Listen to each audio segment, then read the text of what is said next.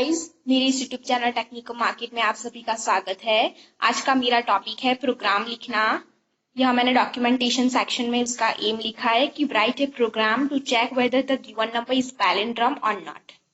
अब ये palindrome number क्या है, एग्जाम्पल दूं तो यहाँ मैं लिख रही हूँ कि 1 2 3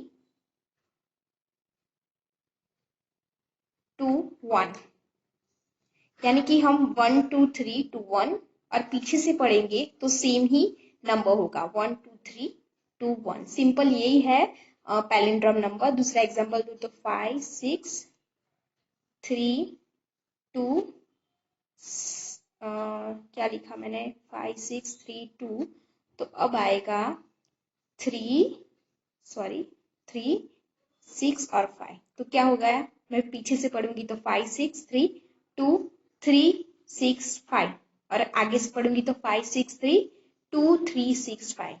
तो सेम ही होगा, पीछे से पढ़ूंगी या आगे से पढ़ूंगी डिजिट सेम ही रहेगी, उसको हम पैलिंड्रोम नंबर कहते हैं, राइट। तो हम इस प्रोग्राम में यही चेक करेंगे कि जो हम नंबर देते हैं वो पैलिंड्रोम है या नहीं। मैंने यहाँ मेन से स्टार्ट किया है। पहले हम हेडर फाइल्स यूज करेंगे, आफ्टर दैट नेम, और फिर बाद में हम बॉडी में एग्जीक्यूटेबल पार्ट में हम जो एग्जीक्यूट होने वाला है, जो प्रोग्राम हम लिखने वाले हैं बॉडी में, वो लिखेंगे।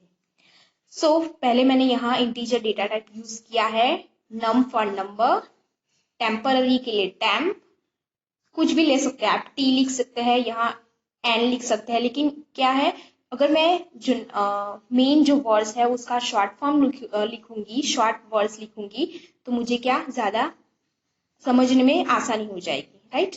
सो यहाँ आई लिखा है और रिवर्स इज इक्वल टू 0। फिर मैं स्कैनएफ से क्या नंबर रीड कर दूंगी। यहाँ मैंने सेमीकोलन से सबका एंड किया है, लूप में सेमीकोलन नहीं होता पैरेंथेसिस के बाद। यहाँ मैंने क्या किया, टेम्प। पहले हम क्या करेंगे कि प्रोग्राम को रीड कर देंगे, बाद में एग्जाम्पल लेके उसको समझने की कोशिश करेंगे। तो मैंने स्कैनएफ से नंबर को पहले रीड कर दिया, फिर temp is equal to number, यानी कि नंबर की जो मैंने यहाँ इनिशियल वैल्यू डाली वो क्या होगी, टेम्प में चली जाएगी, यानी कि जो टेम्प होगा वो नंबर के इक्वल हो जाएगा। अब मतलब नंबर की वैल्यू है वो टेम्पररी में चली जाएगी। यहाँ मैंने व्हाइल लूप लिया है कि number is not equal to 0, जैसे कि हमने मैक्सिमम और मिनिमम में लिया था। So number is not equal to 0, तब तक ये लूप चलेगा। अगर नंबर इज इक्वल टू 0 हो जाएगा यानी कि व्हाइल लूप क्लोज हो जाएगा। फिर विद इन द लूप मैंने क्या लिखा है कि i is equal to number modulo 10। i is equal to number modulo 10, यानी कि 10 से हम नंबर को डिवाइड करेंगे तो उसका मॉड्यूलर होगा, यानी कि रिमाइंडर होगा, वो i की वैल्यू हो जाएगी। Reverse is equal to reverse into 10 plus I.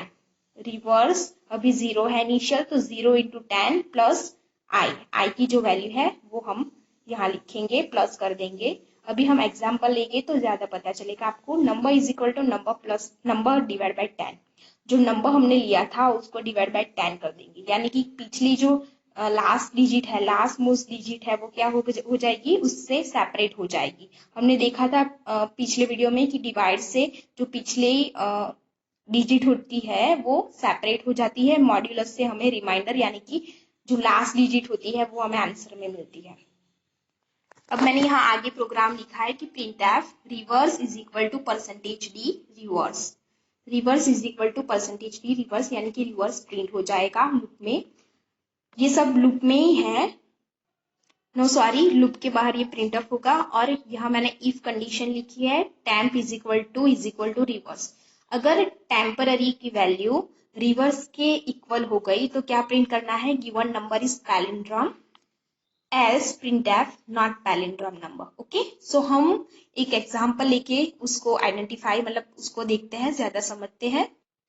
Example like मैंने नंबर रीड करवाया, मान लीजिए मैंने नंबर रीड करवाया 1 2 2 1, यानी कि पीछे से 1 2 2 1 होगा। मुझे पता है ये पैलिंड्रोम नंबर आएगा, फिर भी मैं यहाँ चेक कर रही हूँ पैलिंड्रोम है या नहीं, कंपाइलर से हमें पूछना है, ठीक है। तो temp is equal to number, यानी कि टेम्प की वैल्यू भी क्या हो गई, 1 2 2 1 हो गई, राइट। सो अब क्या करेंगे, हम व्हाइल लूप में जाएंगे कि नंबर चेक करें, मतलब कंडीशन चेक करेगा कंपाइलर कि number is not equal to 0। तो हाँ सही है, नंबर 0 इक्वल नहीं है, 1 to 2 1 है। तो अब क्या होगा, लूप ओपन हो जाएगा, i is equal to n modulo 10। तो i की वैल्यू क्या हो जाएगी, 1 2 2 1 मॉड्यूलो 10। हमें पता है कि 1 2 2 1 को मॉड्यूल करने पर आंसर पीछे का डिजिट आता है, फिर भी मैं आपको बता देती हूँ कि 10 1 ज़ा 10, 2 2, 10 2 ज़ा 20, 2 1, 10 2 ज़ा 20। आंसर 1 आ गया। तो हमें मॉड्यूलो, अगर कोई भी डिजिट हो उसको मॉड्यूल 10 के साथ करे, यानी कि रिमाइंडर हमें लास्ट डिजिट ही मिलेगी, ठीक है। तो अब हम करेंगे, मतलब आई की वैल्यू हो गई 1, ओके। तो reverse is equal to reverse into 10। अब रिवर्स की वैल्यू यहाँ कितनी है, 0। तो reverse is equal to 0 into 10, 0 plus I कितना है 1, ठीक है। Number is equal to number divide by 10। यहाँ मैंने 10 से डिवाइड कर दिया है, तो आप देख सकते हैं उसका आंसर कितना है, 1 2 2। तो नंबर अब कितना हो जाएगा, 1 2 2। पहले 1 2 2 1 था, अब 1 2 2 हो गया। तो नंबर की वैल्यू अब हो गई 1 2 2, ओके। अब ये लूप फिर से चलेगा, ठीक है। फिर से यहाँ चेक करने को आएगा कि व्हाइल लूप में जो condition number is not equal to 0 true है। तो हाँ, नंबर की वैल्यू 122 है, 122, तो इज नॉट इक्वल टू 0। तो लूप क्या हो जाएगा, ओपन हो जाएगा। तो i is equal to number है 122 मॉड्यूलो 10। तो i की वैल्यू 2 हो जाएगी, उसको हम 10 से मॉड्यूल कर रहे हैं डिजिट को, तो आंसर i का 2 आएगा। तो अब क्या होगा, रिवर्स है, रिवर्स की वैल्यू कितनी हो जाएगी, रिवर्स पहले कितना था, 1 था। कैसे रिवर्स, पहले इनिशियली उसकी वैल्यू 0 थी, 0 इंटू 10, पहले i 1 था, तो रिवर्स की वैल्यू 1 थी, ठीक है। तो रिवर्स की वैल्यू 1 इंटू 10 प्लस i की वैल्यू 2, यानी कि 10 इंटू 1 10 प्लस 2 12। तो रिवर्स कितना आ गया, 12, ओके। अब क्या करेंगे, number is equal to number by 10, यानी कि नंबर कितना हो गया, 122 है, उसका लास्ट डिजिट चला जाएगा 10 से डिवाइड करने पर, तो क्या होगा, नंबर हमें मिलेगा 12 ओनली, ओके। तो नंबर अब हो गया 12। 1 2 2 1 था, फिर पिछली डिजिट चली गई तो 1 2 2 रह गया, फिर पिछली डिजिट चली गई, सेपरेट हो गई, तो ओनली 12। अब क्या करेंगे, फिर से लूप में आएंगे, कंपाइलर फिर से लूप में चला जाएगा। तो लूप में कंडीशन ट्रू होगी क्योंकि 12 इज नॉट इक्वल्स टू 0। तो क्या होगा, i is equal to number कितना है 12 मॉड्यूलो 10। तो आंसर कितना मिलेगा हमें, 2, ओके। तो 2 आंसर मिला। तो अब क्या करेंगे, reverse is equal to reverse into 10। Reverse कितना था हमारे पास 12, तो reverse is equal to 12 into 10 plus I कितना है 2।